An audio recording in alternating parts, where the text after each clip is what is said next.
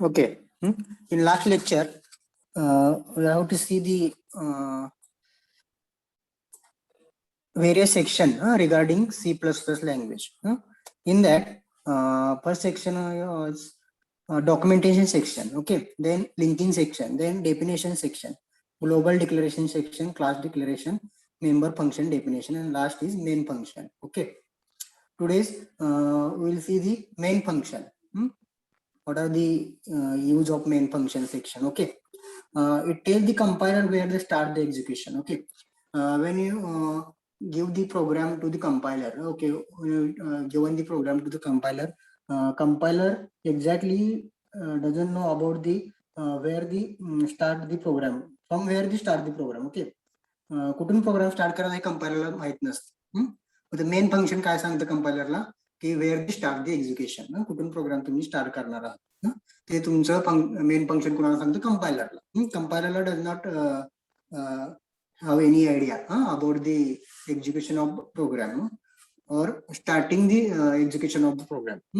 Okay, that's why the main function is very crucial task in C++ programming. Okay, it tells the compiler where to start the execution from main program. Okay, in last lecture we have to see the syntax for main function. Okay, from main curly bracket point from execution starts.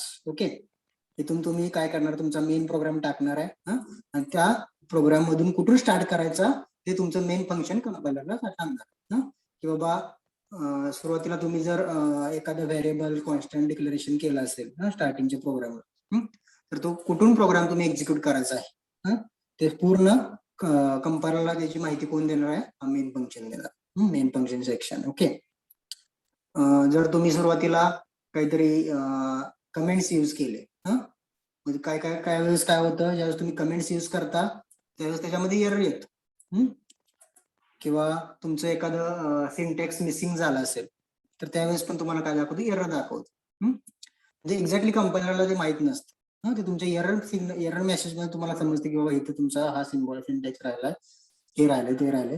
हे सगळं कशामुळे समजणार आहे, main function section मुळे समजणार. तुम्ही compiler use करता कशासाठी, कंपाईल करण्यासाठी, प्रोग्राम कंपाईल करण्यासाठी. नंतर प्रोग्राम जर कंपायलेशन नाही झालं तर तुम्हाला काय होणार आहे, तुमचा प्रोग्राम एक्झिक्यूट नाही होणार. व्यवस्थित कंपायलर साठी काय कंपायलेशन साठी तुम्हाला काय करायला लागणार आहे, मेन फंक्शनचा यूज करायला लागणार. Without main function, wide main function. Okay, wide main function शिवाय तुमचा प्रोग्राम तुम्ही कंपाईल करू शकता, पण एक्झिक्यूट करू शकत नाही. मग त्यासाठी तुम्हाला काय यूज करायला लागणार आहे, मेन फंक्शन सेक्शन. त्याच्यामध्ये तुम्ही त्यामध्ये डिक्लेरेशन सेक्शन यूज करताय आणि एक्झिक्युटेबल सेक्शन यूज करता किंवा इन्स्ट्रक्शन सेक्शन यूज करता. त्याच्यामध्ये व्हेरिएबल आणि डेटा टाइप्स आर डिक्लेअर्ड हे तुम्हाला माहित आहे डिक्लेरेशन सेक्शन मध्ये. आणि एक्झिक्युटेबल आणि इन्स्ट्रक्शन सेक्शन मध्ये तुम्ही काय करताय, वेगवेगळे सिंटॅक्स यूज करतात फॉर द व्हेरिएबल डिक्लेरेशन और the data type declaration. Okay, this has the part of program which actually perform the task we need. Okay, जे तुम्हाला परफॉर्म करायचं आहे त्यानुसार तुम्ही काय करताय, तिथे इन्स्ट्रक्शन यूज करताय किंवा डिक्लेरेशन सेक्शन मध्ये काय करताय, व्हेरिएबल आणि data types can be declare. Okay, these are the main purpose of main function in C++ programming. Okay, I will bring with notebooks all of you. Just write down the main function section, in that write down that part. Okay, these are the very important part. Write down syntax and main function, two section. First declaration section कशासाठी use केला जातो आणि executable section कशासाठी use केला जातो. Just write down in your notebook, write down in your own language, in short, but write down full syntax. Okay, हा syntax तुम्ही कसा कम्प्लिटली लिहून घ्या. From main curly bracket point from execution start and curly bracket complete.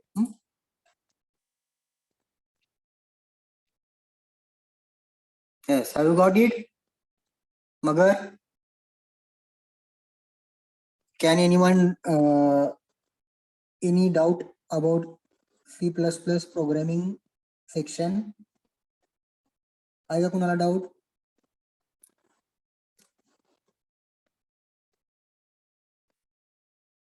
Yes.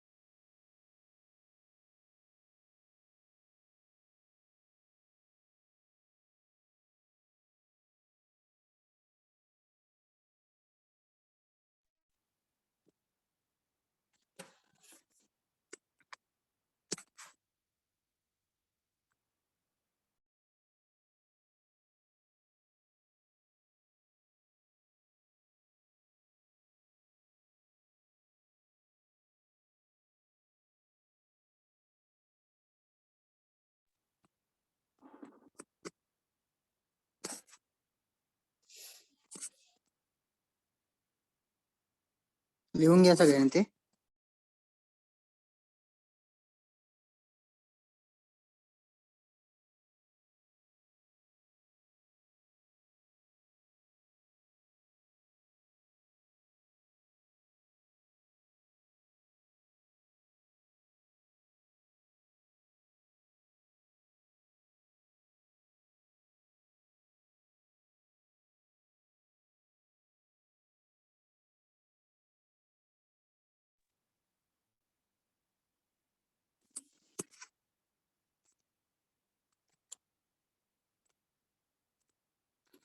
एक 2 मिनिटात येतो मी, सगळ्यांनी लिहून घ्या.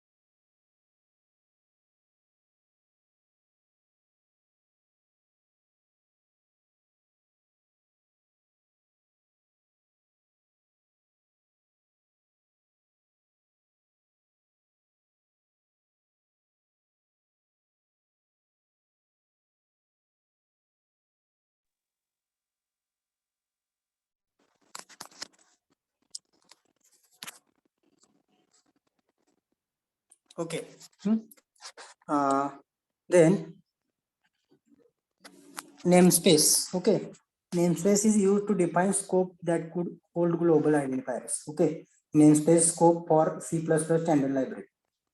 म्हणजे तुम्हाला जर क्लास फंक्शन टेम्पलेट तुम्हाला डिक्लेअर करायचं असेल तर तुम्ही काय करणार आहे, नेम स्टँडर्ड यूज करून ते डिक्लेअर करणार आहे. मग इथे सिंटॅक्स तुम्ही दिलाय, syntax for defining namespace is namespace slash name. नंतर तुम्ही डिक्लेरेशन ऑफ व्हेरिएबल फंक्शन तुम्ही काय करू शकता, तुम्ही हे कशासाठी यूज करताय, आयडेंटिफायर डिफाइन करण्यासाठी. ओके, आयडेंटिफायर डिफाइन करण्यासाठी किंवा namespace define scope of that कुड होल्ड ग्लोबल आयडेंटिफायर्स. म्हणजे तुम्ही अगोदर एक्सटर्नली किंवा इंटरनली एखादं आपण ग्लोबल व्हेरिएबल बघितले, त्याचं डिक्लेरेशन करायचं असेल तर त्याच्यावर तुम्ही काय करताय, तुमच्या मेन फंक्शनच्या अगोदर नेमस्पेस स्टँडर्ड यूज करतात. नेमस्पेस स्टँडर्ड यूज करून हे सिंटॅक्स तुम्ही बघितलेलं आहे. Namespace slash name. ओके. त्यानंतर तुम्ही कर्ली ब्रॅकेट मध्ये काय करता, declaration of variable function class etcetera. Okay. त्याच्यामध्ये तुम्ही काय करता, व्हेरिएबल फंक्शन आणि क्लास डिक्लेरेशन करता. आणि ह्याच्यामध्ये नेमस्पेस स्टँडर्डचं काय आहे, main function define scope and hold global identifiers. जेवढं जेवढं तुम्ही आयडेंटिफायर यूज करताय त्याचं स्कोप आणि ग्लोबल डिक्लेरेशन करायचं काम कोण करता, नेमस्पेस स्टँडर्ड. इव्हन लायब्ररी फंक्शनचं आहे, जसं तुम्ही iostream.h यूज करताय, हे लायब्ररी फंक्शन त्यासाठी यूज करतात. स्टँडर्ड लायब्ररी फंक्शन आहे C++ मध्ये. कोणतं, नेमस्पेस स्कोप. त्याला तुम्ही काय करता, नेमस्पेस स्टँडर्ड म्हणता. ओके. एक्झाम्पल हे दिले बघा, include iostream using namespace standard namespace sample. इथे त्यांनी काय केलं, integer m void display integer m तुमचं डिक्लेरेशन केलं. Data types declaration integer m घेतला, नंतर वाईड डिस्प्ले इंटिजर n, नंतर cout in namespace capital N is equal to n and l. Okay. हे तुमचे नंतर त्याच्यामध्ये व्हॅल्यू पुट केले, a is equal to 5, m is equal to 100, display 200, m in sample name space sample m return 0. ज्यावेळेस तुम्ही आता ह्याच्यामध्ये काय त्यांनी एक प्रोग्राम, सिंपल प्रोग्राम दिला आहे एक्झाम्पल साठी. युजिंग नेमस्पेस स्टँडर्ड कशासाठी यूज केलंय, तर हे आयडेंटिफायर इंटिजर असेल, नंतर तुम्ही इथं आउटपुट साठी cout यूज केला असेल, त्यासाठी त्यांनी काय केलं, नेमस्पेस स्टँडर्ड यूज केलं सिंपली. नंतर तुम्ही काय करू शकता, त्याच्यामध्ये व्हॅल्यू पुट करू शकता. Integer is equal to 5, m is equal to 100, display 200. आणि नंतर तुमच्या आउटपुटला काय दिसणार आहे, m in sample namespace sample m ची व्हॅल्यू किती असते, आपण m स्किप केलं, आपण m ची व्हॅल्यू किती 100. तुमच्या डिस्प्लेला काय ना 100. समजताय? Everybody is? Yes, Magar? Yes, sir. फक्त तुम्ही त्यासाठी यूज केला नेमस्पेस स्टँडर्डचा की ग्लोबल आयडेंटिफायर डिक्लेअर करण्यासाठी किंवा त्याचा स्कोप डिफाइन करण्यासाठी. एक लायब्ररी फंक्शन असतं, लायब्ररी डायरेक्टिव्ह आहे ते. मग त्यामध्ये तुम्ही सिम्पली लायब्ररी फंक्शन यूज करताय iostream.h. नंतर युजिंग नेमस्पेस स्टँडर्ड काय यूज केलं, तर याच्यामध्ये तुम्ही जे कॉन्स्टंट डिक्लेरेशन किंवा व्हेरिएबल डिक्लेरेशन करताय, किंवा तुम्ही स्टँडर्ड लायब्ररी फंक्शन यूज केली, तर त्याचे ग्लोबली डिक्लेरेशन करण्यासाठी तुम्ही काय करता, नेमस्पेस स्टँडर्डचा यूज करता. त्यांनी सॅम्पल एक एक्झाम्पल दिलंय. आता this directive caused the preprocessor to add content of iostream file to the program. Some old version of C++ used iostream.h if compiler does not support ANSI, American National Standard Institute. C++ they use header file iostream.h. याच्या अगोदर हे पण use केलेलं आहे. सुरुवातीला iostreamच्या ऐवजी namespace standard पण use केलं जायचं, पण नंतर काय झालं, iostream.h आला. ओल्ड व्हर्जन ज्यावेळेस C++ चा होता त्याच्यामध्ये iostreamच्या ऐवजी हे namespace standard library function use केलं जायचं. नंतर C मध्ये C++ मध्ये इन्व्हेन्शन आलं, त्यावेळेस काय आता C++ तुम्हाला बघायचं तर आपण OOP बाय युजिंग C++ बघतोय. नंतर OOP बाय युजिंग जावा आहे, OOP बाय युजिंग पायथॉन आहे. मग त्यामध्ये हे लायब्ररी फंक्शन सपोर्ट करत नाही, कोणतं, iostream ह्याचं नेमस्पेस स्टँडर्ड. त्यासाठी त्यांनी इनपुट आउटपुट स्ट्रीम यूज केलं. आणि ज्यावेळेस compiler does not support ANSI, American national standard institute, C++, then use header file iostream.h. ज्यावेळेस ओल्ड व्हर्जन होतं त्यासाठी प्री प्रोसेसर म्हणून तुम्ही नेमस्पेस स्टँडर्डचा यूज करत होता. ज्यावेळेस नवीन व्हर्जन आलं त्यावेळेस तुम्ही काय करायला लागला, iostream.h चा यूज करू लागला ऍज अ लायब्ररी फंक्शन म्हणून. ओके. देन ANSI ANSI मध्ये पण तुम्ही ANSI म्हणजे काय, अमेरिकन नॅशनल स्टँडर्ड इन्स्टिट्यूट, ही जी इन्स्टिट्यूट होती त्याच्यामध्ये C++ लँग्वेजचा यूज केला जायचा, पण त्या ठिकाणी प्री प्रोसेसर म्हणून नेमस्पेस स्टँडर्डचा यूज केला जायचा. पण आताच्या C++ लँग्वेज मध्ये नवीन व्हर्जन मध्ये हा प्रोसेसर किंवा हा प्री प्रोसेसर कोणता namespace standard pre processor use केला जात नाही. कोणता केला जातो, IOStream.h यूज केला जातो. आणि तुम्ही ज्यावेळेस प्रोग्राम करता मेन फंक्शन मध्ये किंवा त्याच्या अगोदर ग्लोबली डिक्लेरेशन करता याला, तर ते कशाने करता, तर तुमचा आयडेंटिफायर जे यूज केले त्याच्यामध्ये कॉन्स्टंट असतील, व्हॅल्यू असतील, त्याचे डिक्लेरेशन करण्यासाठी आणि डिफाइन करण्यासाठी तुम्ही काय करताय, नेमप्लेस स्टँडर्डचा यूज करता. ओके, समजलं सगळ्यांना? I got this? Sir repeat कर. ओके. ज्यावेळेस तुम्ही C++, आता मी सांगितलं नेमप्लेस स्टँडर्ड कशासाठी यूज केला जातो, तर ग्लोबल आयडेंटिफायर डिक्लेरेशन करण्यासाठी यूज केला जातो किंवा स्कोप डिफाइन करण्यासाठी यूज केला जातो. ते पण स्टँडर्ड लायब्ररी फंक्शन आहे. तुम्ही प्रोग्राम मध्ये जर एखादा व्हेरिएबल आहे, एखादा कॉन्स्टंट आहे, तर तुम्हाला ग्लोबली डिफाइन करायचं असेल किंवा डिक्लेअर करायचं असेल, तर तुम्ही मेन फंक्शनच्या अगोदर काय करताय, नेमस्पेस स्टँडर्डचा यूज करता. आणि त्यानंतर अगोदर जे C++चं ओल्ड व्हर्जन होतं त्याच्यामध्ये डायरेक्ट स्टँडर्ड लायब्ररी फंक्शन म्हणून नेमस्पेस स्टँडर्डचा यूज केला जायचा. आता जसं तुम्ही IOStream यूज करताय तसा सुरुवातीच्या काळात नेमस्पेस std म्हणजे यूज केलं जायचं. म्हणजे स्टँडर्ड फंक्शन कोणतं यूज केलं, नेमस्पेस. पण त्यानंतर आता नवीन व्हर्जन आलं, त्या नवीन व्हर्जन मध्ये आता तुम्ही ASCII कोड यूज करताय. त्याच्या अगोदर ANSI कोड होता, अमेरिकेचा होता, पण तो अगोदर ANSI कोड यूज केला जायचा. त्याच्यामध्ये ते नेमस्पेस स्टँडर्ड यूज केलं जायचं प्री प्रोसेसर. पण आता ASCII कोडच्या ह्याच्यामध्ये काय यूज करतो आपण, IOStream यूज करतो, IOStream.h. हे तुम्ही लायब्ररी फंक्शन यूज करता. आणि आता मी सांगितलं जसं तुम्ही इथं व्हेरिएबल किंवा कॉन्स्टंट डिक्लेरेशन करताय, एखाद्या व्हॅल्यू पुट करताय, त्याचं ते आयडेंटिफायर आहे. तुम्ही जे कॉन्स्टंट, व्हेरिएबल, टोकन जे आहेत तुम्ही C++ मध्ये ते आयडेंटिफायर आहे. त्यांच्या डिफाइनिंग साठी आणि डिक्लेरेशन साठी तुम्ही काय यूज करताय, नेमस्पेस स्टँडर्ड. थोडक्यात लक्षात ठेवा, जर तुम्हाला आयडेंटिफायर डिक्लेअर करायचे असतील, ते ग्लोबली करायचे असतील किंवा मेन प्रोग्राम मध्ये करायचे असतील, तर तुम्ही काय करताय, namespace standard library function use करताय. आणि IOStream कशासाठी यूज करताय, डेटा फ्लो साठी, इनपुट आउटपुट स्ट्रीम साठी काय करताय, IOStream.h as a library function म्हणून यूज करताय C++. ते तुम्ही सुरुवातीला यूज करताय लायब्ररी मध्ये, तुमच्या डायरेक्टिव्ह मध्ये. समजलं? Yes. Okay, next party data types. तुम्ही C मध्ये जे डेटा टाइप्स बघितले, C मध्ये कोणकोणते डेटा टाइप्स बघितले,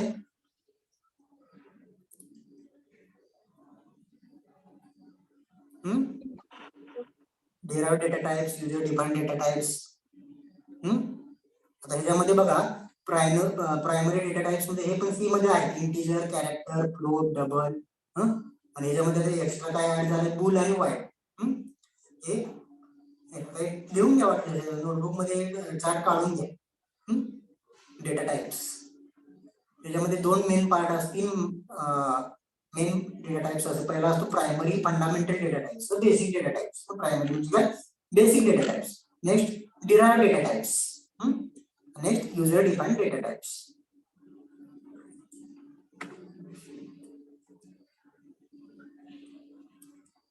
Just write down in your notebook C++ data types. In that there are three types of main data types. First is the primary data types. In that include the basic data types such as integer, character, float, double, bool, and byte. And in derived data types, array, pointer, reference. Then user defined data types, structure, union, class, and information. I think integer, character, float, double. You have to see in C language also. Array, pointer also you see in C language. Structure and class.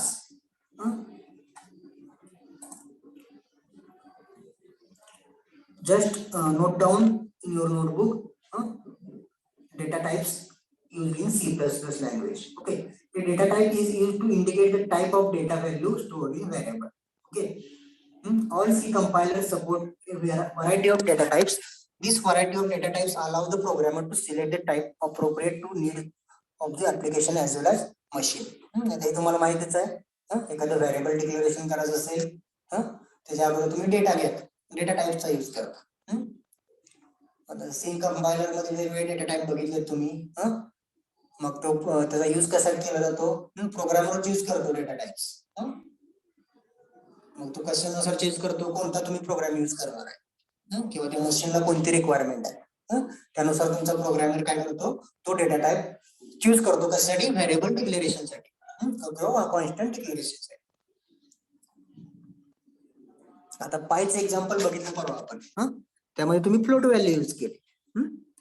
मग float value use केली. Float कायसाठी, float हा काय तुमचा data type आहे. तो कशासाठी use केला, तुमचा तो कॉन्स्टंट डिक्लेरेशन साठी यूज केला. पाय हा तुमचा कॉन्स्टंट आहे, त्याला आपल्याला काय करायचं, डिक्लेअर करायचं. मग त्यासाठी तुम्ही काय केला, we suppose to use the float data types.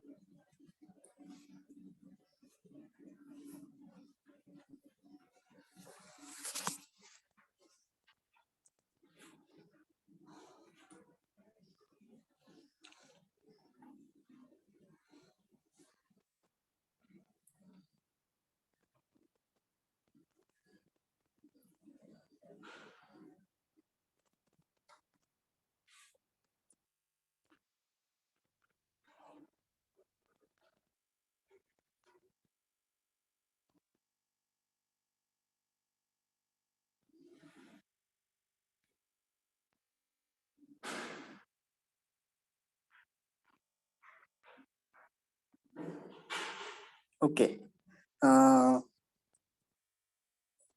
All of you can learn this C++ data types. Okay, next त्यातले आपले एक एक डेटा टाइप बघायचे. पहिला आहे integer data types. Okay, this data type use to store whole numbers. Okay, whole number जर तुम्हाला store करायचा असेल तर तुम्ही काय करता, इंटिजर डेटा टाइप यूज करता. This number to not contain decimal part. Decimal part तुम्हाला हे तुम्ही बघितलं, डेसिमल पार्ट त्याच्यामध्ये कंटेंट करत नाही, घेत नाही. The size of the integer depends upon the word length of machine. आता साइज किती असते, 60 बीट किंवा 32 bit. Okay, on 60 bit machine the range of integer values is minus 32,786 to plus 32,767. Integer variables are declared by keyword integers. Okay, एवढी तिने range use केली जाते, त्याच्यामध्ये कोणताही डेसिमल पार्ट यूज केला जात नाही. Do not contain decimal part. Okay, then integer variables are declared by keyword integer.c, provide control over range of integer values and storage space occupied by these values through the data types.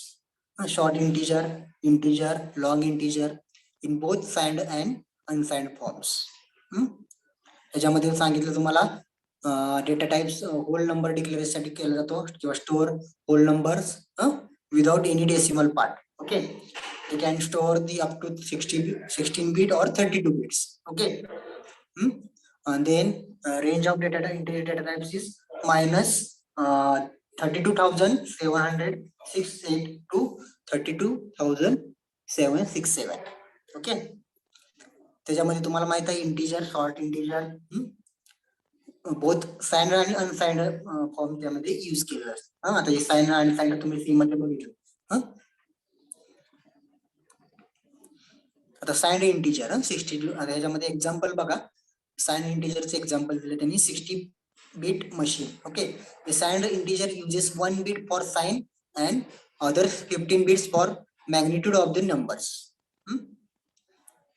आता तुम्हाला माहित आहे magnitude DT मध्ये शिकलाय तुम्ही एखादं number system मध्ये. आता त्यांनी एक्झाम्पल दिले, signed integer uses 1 bit for sign आणि 15 bits for magnitude of the number. Okay, -2 raised to 15 to +2 raised to 15 -1. आता signed integer x is equal to 100 आणि मॅग्निट्यूड साइंड बीट हे 0 काय आहे तुमचं. आता तुम्हाला एक्झाम्पल दिलंय 100 हे तुमचं डेसिमल मध्ये आहे बरोबर आहे. त्याचं कन्वर्ट तुम्ही कशामध्ये केलं, बायनरी मध्ये केलं. हे कन्वर्ट करता येते ना सगळ्यांना, डेसिमल टू बायनरी येते का सगळ्यांना कन्वर्ट करता. Yes, sir. Yes. त्यांनी आता बघा इंटिजर एक्स ची व्हॅल्यू 100 दिले. मग आता ते डेसिमल मध्ये आहे. पण आपण काय सांगितलं, integer data type does not contain any decimal values. Okay, so we need to convert it into binary number system. Okay, suppose they can give x is equal to 100 is in decimal value. Okay, we suppose need to convert into decimal value, sorry binary value. Then binary number मध्ये त्यांनी convert केलं. हा तुमचा binary number system भेटला तुम्हाला. मग त्याचं तुम्हाला काय करायला लागणार आहे. आता ह्यांनी काय केलं, तुमचं जर आता हे बायनरी नंबर सिस्टीम आहे. बायनरी नंबर सिस्टीम मध्ये 1 2 3 4 5 6 7 फक्त तुम्हाला 7 बीट भेटणार आहे. पण तुमचा फॉर एक्झाम्पल किती नंबर 16 बीट मशीन मध्ये तुम्हाला ते कन्वर्ट करायचं किंवा ते रिप्रेझेंट कशामध्ये करायचं, तुमच्या 16 बीट व्हॅल्यू मध्ये त्याला रिप्रेझेंट करायचं. तर त्यासाठी तुम्हाला काय करणार आहे, जेवढे तुम्हाला आता हे एवढे बीट भेटले, राहिलेले बीट तुम्ही काय करता, 0 म्हणून ऍड करता. हे सगळ्यांना माहिती. मग ते 0 म्हणून ऍड केले. सगळे हा नंबर तुम्ही रिप्रेझेंट केला. आणि पहिला जो बीट असतो तुमचा साइन बीट असतो. आणि बाकीचे सगळे बीट असतात ते मॅग्निट्यूड बीट असते इंटिजर मध्ये. यामध्ये कोणता डेसिमल पार्ट तुम्ही इन्क्लूड केलेला नाही. फक्त पूर्ण जे 100 डेसिमल नंबर आहे त्याचं कन्व्हर्जन बायनरी मध्ये केलं. आणि त्याचं 16 बीट नंबर मध्ये रिप्रेझेंट करण्यासाठी तुम्ही काय केलं, हे नंबर ऑफ 0 फक्त त्यामध्ये ऍड केलं. आणि त्याच्यामध्ये ज्यावेळेस तुम्ही रिप्रेझेंट करताय त्यावेळेस जो पहिला बीट असतो तो साइंड बीट असतो, MSB. ह्याला तुम्ही काय म्हणता, मोस्ट सिग्निफिकंट बीट. हे तुम्हाला माहित आहे, most significant bit.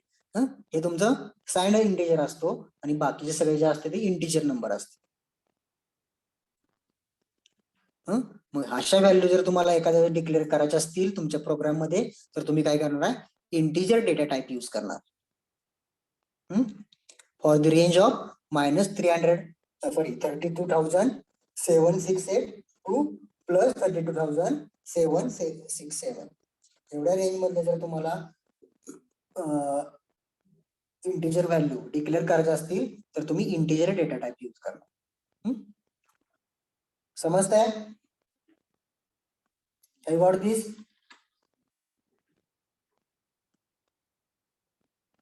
Yes.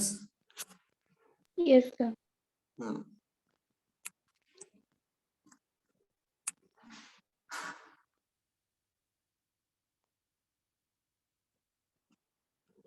Okay. नंतर यांनी -100 कन्व्हर्जन केलंय.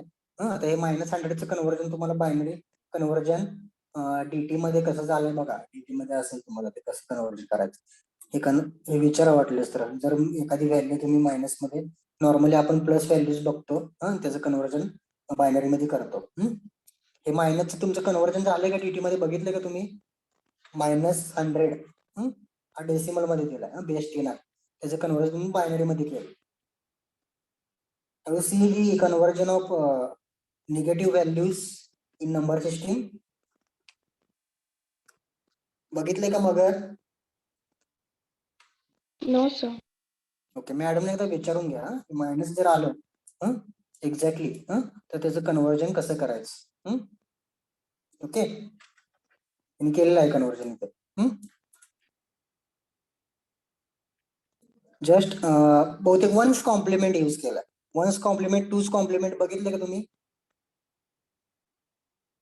Yes, sir. त्याच्यामध्ये बहुतेक यांनी जे तुम्ही आपण 0 ऍड केलेत ना त्या ठिकाणी फक्त मायनस मध्ये 1 1 1 ऍड केलेत बघा. May be my point one's complement use केलंय मी. जर तुम्हाला निगेटिव्ह कन्व्हर्जन करायचं असेल बायनरी मध्ये तर त्यासाठी तुम्ही काय करता, वन्स कॉम्प्लिमेंट यूज करता. ओके, हे तुम्ही क्लिअर करून घ्यायला.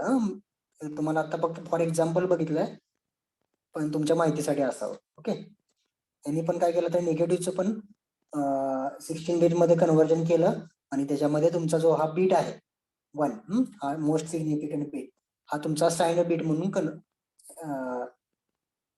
म्हणून एक्झॅक्टली पॉइंट करतो आणि बाकीचे जे बीट आहेत ते मॅग्निट्यूड असतात.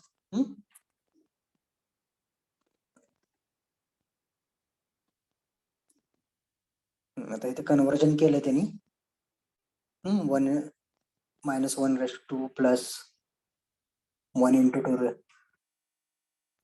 यांनी कन्व्हर्जन केलं सिम्पली. आणि ह्या व्हॅल्यू आले त्यांची ऍडिशन केली का तुम्हाला काय भेटणार आहे 100 व्हॅल्यू भेटणार.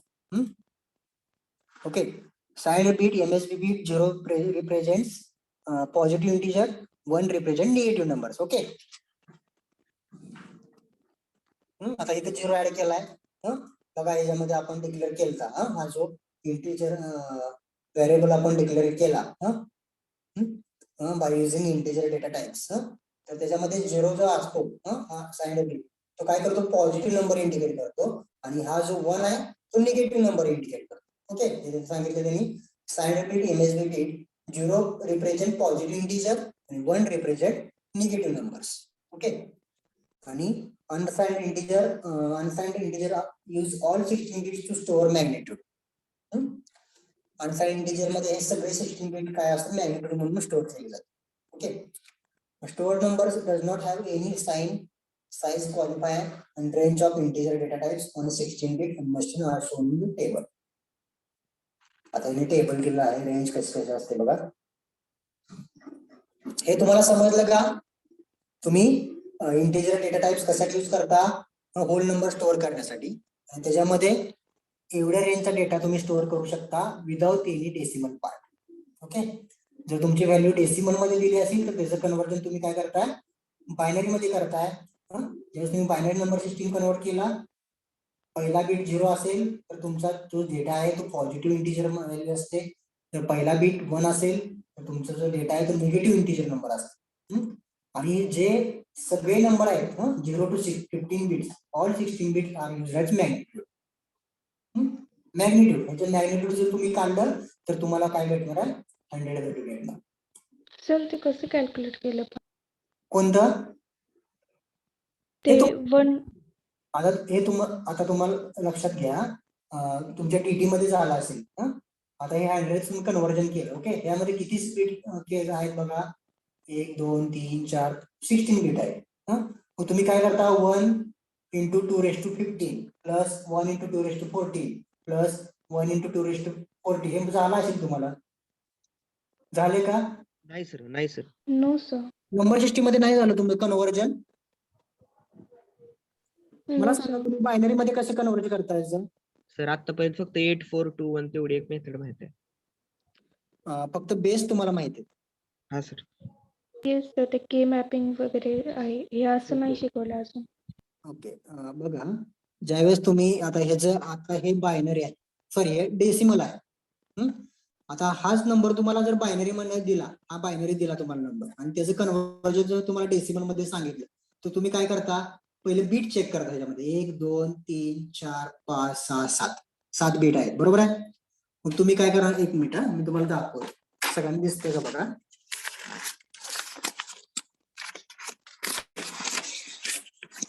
Just I will show you how to convert exactly.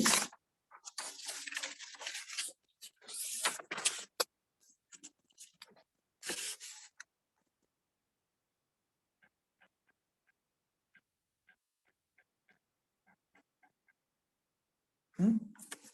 1100100.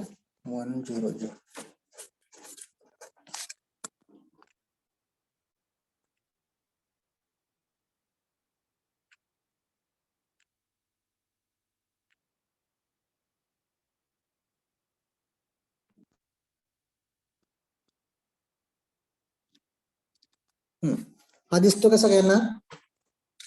Yes. Yes sir. Just minute मी पिन करतो माझे.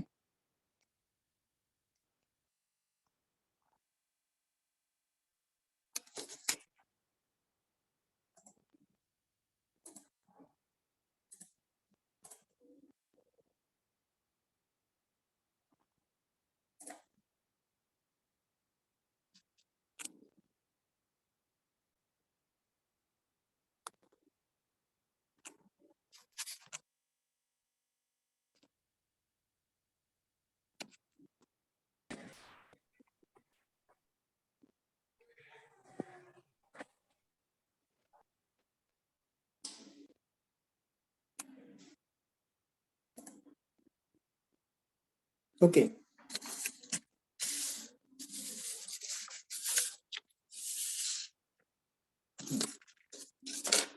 ह्याच्यामध्ये बघा 1 2 3 4 5 6 7 बीट यूज केले, बरोबर आहे. 7 बीट यूज केले म्हणजे तुम्ही काय करणार आहे,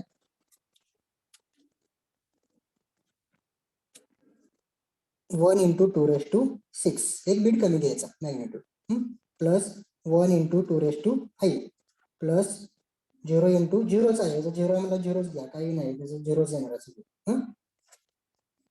वाटल्यास घ्या तुम्ही. 1 into 2 raised to 6 plus 1 into 2 raised to 5 plus 0 into 2 raised to 4 plus 0 into 2 raised to 3 plus 1 into 2 raised to 1 plus 2 raised to 2 sir. 2 raised to 2 plus 0 into 2 raised to 1 plus 0 into 2 raised to 0. आता 2 raised to 6 ची value किती असते सांगा मला. 64. 64. Okay. 2 raised to 5 ची value 32.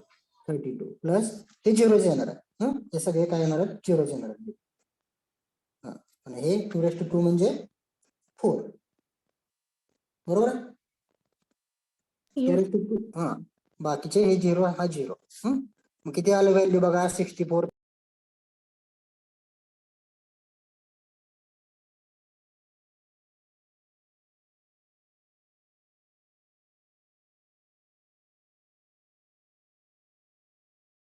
Hundred.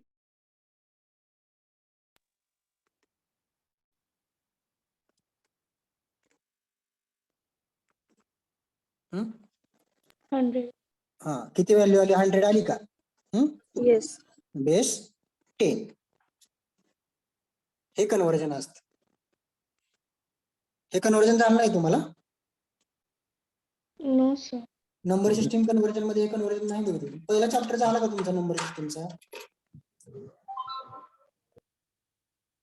मगर नाही sir अजून नाही. ओके. मग मॅडमने दुसरा चॅप्टर चालू केला direct, combinational logic circuit. K map वगैरे चालू ना तुमचं. Yes sir. हा येस सर. ऍप चालू आहे. मग ते मॅडमनी पहिला चॅप्टर ठेवला असेल पाठीमागे, शिकवतील तुम्हाला मॅडम, घेतील. नंबर सिस्टीम मध्ये तुम्ही फक्त मॅग्नेट्यूड, हे मॅग्नेट्यूड आहेत 2 raised to 5 2 raised to 4 2 raised to 3. हे मॅग्नेट्यूड कसं डिफाईन केलं तुम्ही, नंबर ऑफ बीट डिफाईन केले. किती बीट आहे त्यामध्ये, 1 2 3 4 5 6 7 7 बीट आहे म्हणजे तुम्ही मॅग्नेट्यूड एकाने कमी घेणार 2 raised to 6. आता यामध्ये सांगितलं ज्यावेळेस तुमचं बीट कन्सिडर केले जाते तेव्हा तुमचा 0 पण कन्सिडर केला जातो. 0 1 तर 7 बीट आहे म्हणजे 0 पासून स्टार्ट होणार आणि कुठेपर्यंत थांबणार, 6 पर्यंत थांबणार. 0 to 6 म्हणजे टोटल 7 बीट. मग त्यानुसार तुम्ही मॅग्नेट्यूड घेऊन तुम्ही त्याची व्हॅल्यू करता. हे कन्व्हर्जन काय, हे झालं बायनरी टू डेसिमल झालं. आणि डेसिमल टू बायनरी करताना तुम्ही काय करता, डेसिमल टू बायनरी करताना फक्त त्या बेसनी काय करता, डिवाइड करता 100. तेही बघूया आपण. हो का, तेही दाखवतो तुम्हाला. सगळ्यांना दिसतो ना माझा कॅमेरा. Yes sir. आता तुम्हाला बायनरी हे करायचं आहे, तुम्हाला 100 दिलंय तुम्हाला डेसिमल मध्ये समजा, आणि त्याचं बायनरी मध्ये करायचं. तर तुम्ही काय करता, सिम्पली त्याला 2 ने डिवाइड करता. 2 ने डिवाइड केल्यानंतर काय असणार आहे, 2 पंचे 10. पहिलाच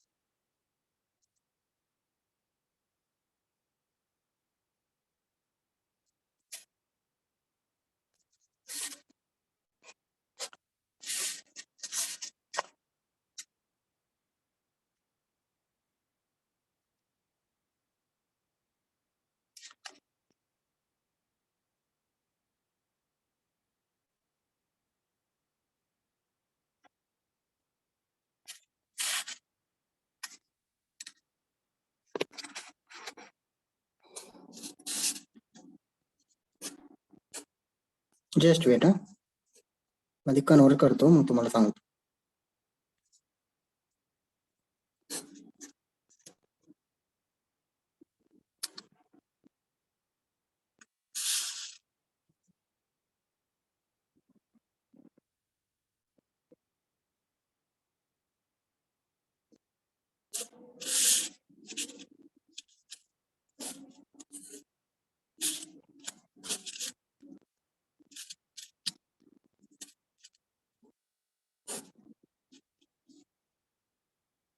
हो का, हा दिसते का सगळ्यांना?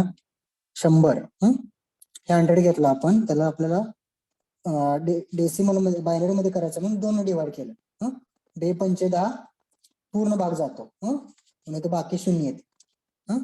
ज्यावेळेस तुम्हाला 100ला दोन्ही भागातला पूर्ण भाग जातो, बाकी शून्य येते, नंतर तुम्हाला 50ला भाग घालवायचा जातो. 25 दोन्ही 50, त्यावेळी 0 येणार.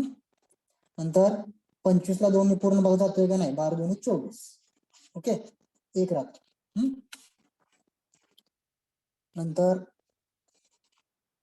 2 × 12 0, तर 2 × 6 0, 2 × 2 1. मग काय आला, हे तुमचं MSB पीठ असतं. हे आता 1ला 1ला दोन्ही भाग जातो की नाही जात, तुम्ही घेताना कसं घेता, इकडून इकडे. हे MSB टू LSB. हे तुमचं काय आलं, 1 1 0 0 1 0 0 आलं का, 1 1 0 0 1 0 0. हे तुमचं काय झालं conversion, decimal to binary. Decimal to binary. आणि आता अगोदरचं हे कन्वर्जन काय होतं, बायनरी टू डेसिमल. फक्त आता डेसिमल टू बायनरी करायचं म्हणजे 100ला फक्त 2 भाग घालवायचा. आणि जेवढी तुमची बाकी येते, आता बघा 100ला 2 भाग घालवताना काय झालं, 50 दोन्ही 100 म्हणजे 0 झाला, पूर्ण भाग गेला. नंतर परत 50ला काय येणार आहे, त्या 50ला परत 2 भागायचं, 25 25 दोन्ही 50 0 आला. नंतर 12 दोन्ही 24 1 आला. नंतर 2 × 12 हा 0 आला. नंतर 2 × 6 हा 0 आला. पण 2 नंतर 3ला 2 भाग घालला, 2 × 2 आणि 1 बाकी राहते. तुमचं पूर्ण झालं, इथून इथे भाग जात नाही म्हणून हा MSB बीट झाला. 1 1 0 0 1 0 0 आलं का, 1 1 0 0 1 0 0. Have you got this? Yes, sir. सगळ्यांना समजलं ना? Yes, sir. हा, exactly conversion. I had been taught us but different way. आता तुम्हाला कसं शिकवलंय,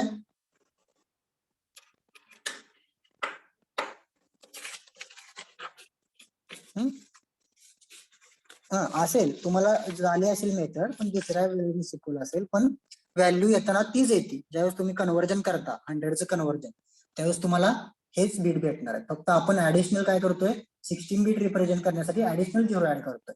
जर जर तुमचा हा व्हेरिएबल किंवा जो तुम्ही डिक्लेअर करणार, डिफाईन करणार आहे व्हॅल्यू, तर त्याचा जो पॉझिटिव्ह असेल तर तुम्ही काय करता, 0 ऍड करता. आणि निगेटिव्ह जर व्हॅल्यू असेल तर तुम्ही काय करता, त्याचं 1 कॉम्प्लिमेंट करता, जिथे 0 आहे तिथे 1 करता. ते ह्या व्हॅल्यू मध्ये चेंज करायचं. हा तुमच्या 100ची value. Yes, sir. But that method was different. कोणती method? Uh, we know the 2 raised to 0, 2 raised to 0 as a 1, 2 raised to 1 as a 2. We have to write as it is 1, 2, 4, 8, 16, 32, 64. And we want a sum of 100. So we have to write a 1. Whichever number we will choose, below that we have to write a 1. Here is the 64, 32, and 4 we choose. Below that we have to write a 1. And whatever number between those number, we have to write below that 0. So we get this same binary, but the method is different. Yes, but तुम्हाला तेच answer भेटणार आहे ना. Yes, sir. हा, तुम्ही कोणतीही method use करा. फक्त मला इथे काय सांगायचं आहे, फक्त तुमचा पॉझिटिव्ह नंबर आला तर तुम्हाला हा 0 भेटणार साइंड व्हॅल्यू म्हणून, आणि निगेटिव्ह नंबर आला तर तुमचा 1 भेटणार. त्याच्यामध्ये कारण काय केलं, त्यांनी 1's कॉम्प्लिमेंट युज केलं. तुम्ही 1's कॉम्प्लिमेंट करण्यासाठी काय करता, सिम्पली 1 ऍड करता, बरोबर आहे. 0चं 1 करता,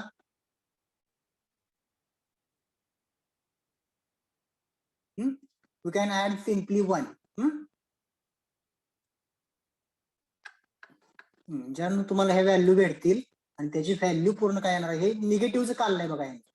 हे जे काढलंय त्यांनी निगेटिव्ह नंबरचं ह्या नंबरचं त्यांनी काय केलंय, असं जसं आपण पॉझिटिव्ह नंबरचं काढलं सोल्युशन फाइंड केलं आपण त्याचं बायनरी मध्ये कन्व्हर्जन केलं, तसं यांनी निगेटिव्ह नंबरचं कन्व्हर्जन केलंय. निगेटिव्ह नंबरचं पण कन्व्हर्जन केल्यानंतर तुम्हाला काय व्हॅल्यू भेटणार आहे, -100. मग त्यामधले जर 0 असेल तर पॉझिटिव्ह इंटिजर असणार आहे आणि 1 असेल तर निगेटिव्ह इंटिजर असणार आहे. ओके, समजतंय? Yes. Have you got this, all of you? Just we need to declare one values 100. That 100 is given in decimal number, but in that integer data types do not contain decimal part, so we need to convert into binary number. Then after conversion we will get the 0 as NSB bit.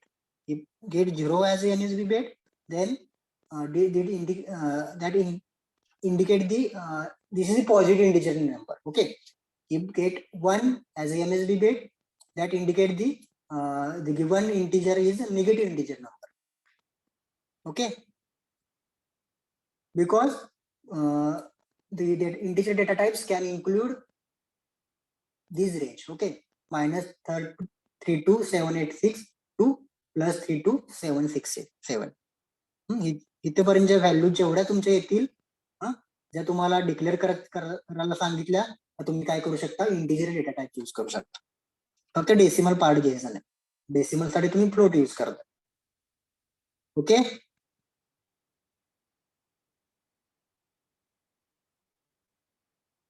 समजलं का? Yes, sir. Okay, त्यांचं data type दिले त्याच्याचा आणि chart दिलाय, त्याच्यामध्ये तुम्हाला समजेल 62 turbo C 16 बिटचा डेटा टाइप्स. त्याच्यामध्ये मेमरी रिक्वायर्ड काय असते, 2 बाईट मेमरी लागते. त्यासाठी नंतर कंपायलर तुम्ही लिनक्स जर यूज केला 32 बिटचा, त्यासाठी तुम्हाला पण 2 बाईट यूज करते. नंतर टर्बो सी रेंज, हे रेंज दिलेली आहे, आता मी सांगितली ही रेंज. शॉर्ट इंटिजर आणि स्टँडर्ड शॉर्ट इंटिजर साठी -32786 to 32767 तीच रेंज यूज केली जाते. आणि तुम्ही जर तुम्हाला डेसिमल मध्ये बायनरी मध्ये त्याला रिप्रेझेंट करायचं असेल तर तुम्ही कसं करू शकता, -215 to +215 -1 एवढी रेंजचा डेटा तुम्ही काय करू शकता, इंटिजर डेटा टाइप यूज करून डिक्लेअर करू शकता. नंतर फॉर्मॅट स्पेसर यामध्ये %HD हे फॉर्मॅट स्पेसर तुम्ही यूज करू शकता याच्यामध्ये. नंतर शॉर्ट इंटिजर और साइंड शॉर्ट इंटिजर मग सेमच आहे. आता ही रेंज डिफाईन केली आहे 0 to 65535, इथं पण सेमच %HU यूज केलं.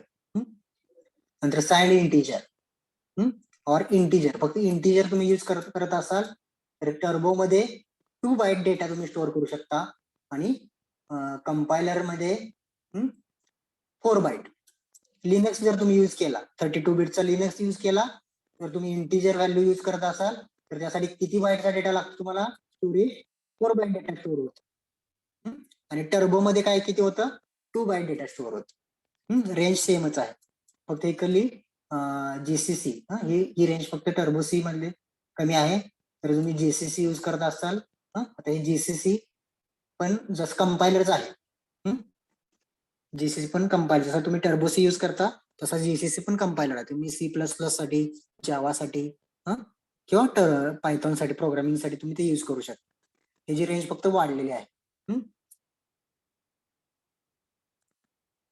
एवढं काही तुम्हाला लक्षात घ्यायची गरज नाही, फक्त तुम्ही इंटिजर यूज करताय.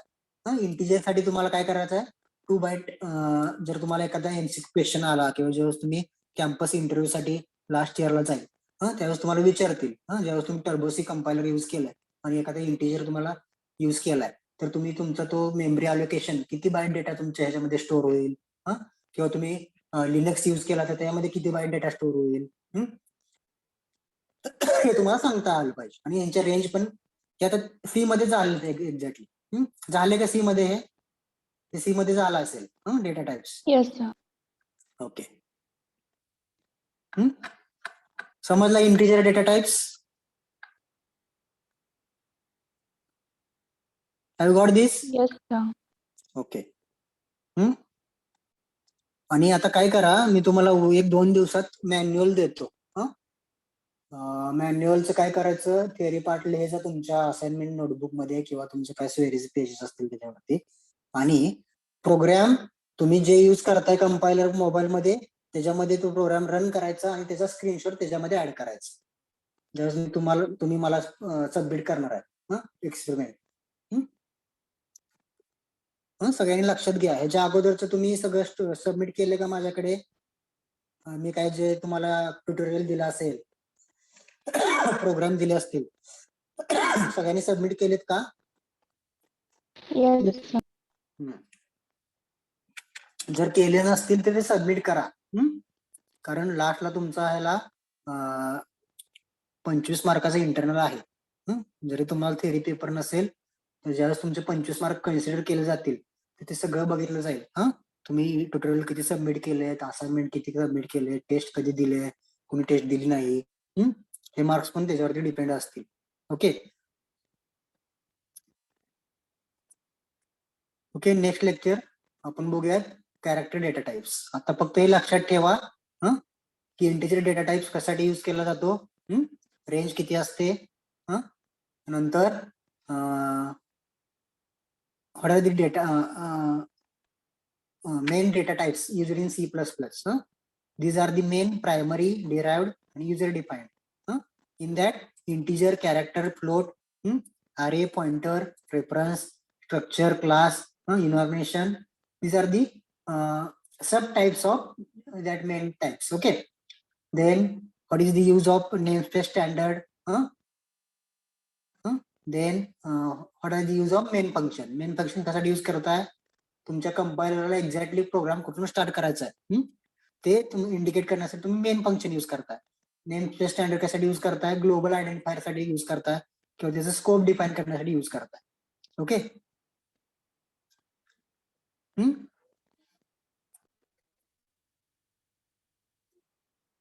Okay. Can anyone doubt regarding today's points? If any doubts, please ask me.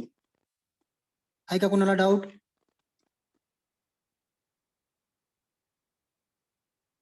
Yes, Magar. Am I audible to all of you, Shivraj, Magar?